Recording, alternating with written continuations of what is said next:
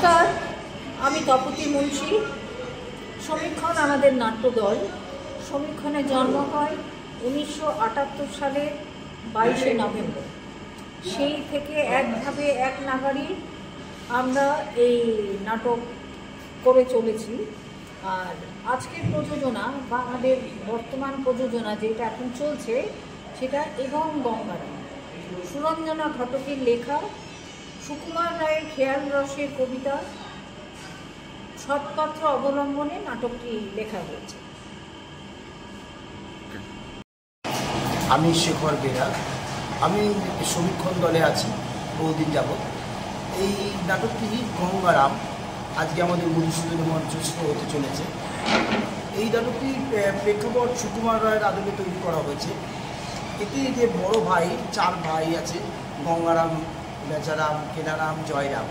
আমি এই জয়রামের চরিত্র অভিনয় করছি। গঙ্গারাম হচ্ছে বড় ভাই, এটা মধ্যবিত্ত ফ্যামিলি এবং সে বহু কষ্ট সৃষ্টে সংসার চালায়, দিন চালায়। এই জয়রাম যে চরিত্রটা আমি করছি, একটু উশৃঙ্খল জীবনযাপন করে এবং দুর্নীতি করতে গিয়ে জেল খেতে এসেছে, তারপরেও জেল থেকে ছাড়া পায়। আর এর বড় ভাই গঙ্গারাম, সে সৎ, ভদ্র এবং সে কোনো রকম কাজ করতেও কিন্তু কোভিডে চাকরিতে চলে যায়। তার পরবর্তীকালে সে একটি ডেলিভারি কোম্পানিতে কাজ করে, ডেলিভারি বয়ের কাজ। এবং এই ডেলিভারি বয়ের কাজ করতে গিয়ে তার চরম পরিণতি হয়। এই নিয়েই আমাদের নাটক এবং গঙ্গারাম। ধন্যবাদ। গঙ্গারামের তো 4 ভাই, এক একজন এক এক রকম। তার মধ্যে গঙ্গারাম স্বয়ং, তার তো আমার সেই বাঙালির এস্টাবলিশ একটি লোক, কিলেরও হয়েছে। সেই অবস্থার মধ্যে এখানে কি একটি একান্নবর্তী পরিবারের মধ্যে তাদের যে জীবন সংগ্রাম, সেই বিষয়টি প্ল্যানিংটা কী করেছেন না? আসলে যেটা এটা কেন্দ্র করে বর্তমান সামাজিক প্রেক্ষাপটকে ধরার চেষ্টা করেছে। সুকুমার রায়কে অবলম্বন করেই সুরঞ্জনা ঘটক এবং ও যখন নাটকটি আমার কাছে প্রথম আমাকে বলে এবং আমাদের যখন শোনায়, তখন আমি খুব চমৎকৃত হয়েছি, খুব ভালো লেগেছিল। কারণ বিষয়বস্তুটা একেবারে সাম্প্রতিকতম বিষয়কে খুব সহজভাবে তুলে ধরেছে, যেটা দর্শকরা আসলে, আমি কাহিনীটা পুরো বলতে চাই না, তাহলে তো নাটকের মজাটাই নষ্ট হয়ে যাবে। কিন্তু এর মধ্যে বর্তমান সমাজ ব্যবস্থার একটা চেহারার রূপ, কিন্তু তার প্রতিফলন কিন্তু দর্শক দেখতে পাবেন, এটা বলতে পারে।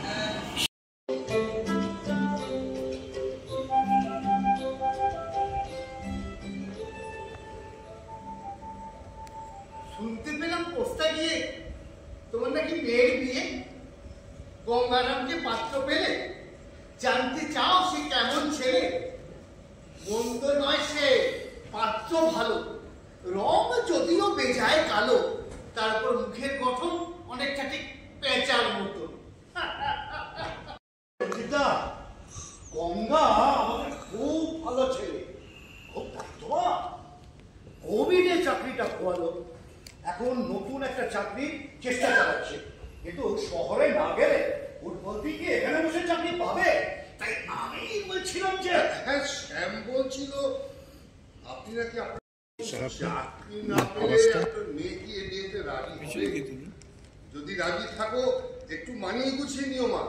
আসলে গায়ের ছেলে তো তোমাদের মতো অত চালাক চতুর না। কি বলো মা? চালাক চতুর হওয়ার জন্য গ্রাম বা শহরের তো কোনো সম্পর্ক নেই বলরাম বাবু। এই যে আমাদের সম্ভব দেখুন না, থাকেন তো আজ পাড়ায় নয়, বলরাম গ্রাম, কিন্তু বুদ্ধি ঘরে তাকে চাই।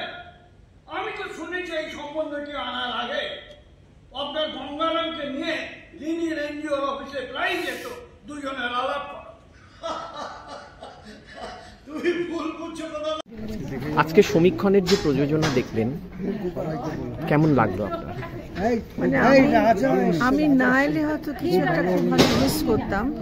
আর আমি পঙ্কজদাকে বলছিলাম যে বিষয়বস্তুটা এমন নাটকের যে এখন যেই সমাজে বা যেই যুগে আমরা এখন বাস করছি তার কোনো অংশটাকে বাদ দেওয়া হয়নি, প্রত্যেকটাকে সুন্দরভাবে ছুঁয়ে তুলে দেওয়া হয়েছে, which is fantastic. Thank you.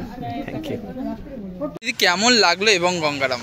খুব খুব ভালো লেগেছে আমার। আর মানে প্রত্যেকটা সিন খুবই ভালো ছিল আর খুব রিয়েল লাইফের সাথে কানেক্ট করতে পেরেছিলাম আমরা। আর আমাদের এখান থেকে অনেক শিক্ষাও আমরা অনেক কিছু জানতে পারলাম, অনেক কিছু নিতে পেরেছি এই নাটকের থ্রু দিয়ে। মানে আমাদের রিয়েল লাইফে কী ঘটছে, এই সমাজে কী ঘটছে, সব কিছু তুলে ধরা হয়েছে এটা দিয়ে। খুবই ভালো লেগেছে আমার। থ্যাংক ইউ, অসংখ্য ধন্যবাদ।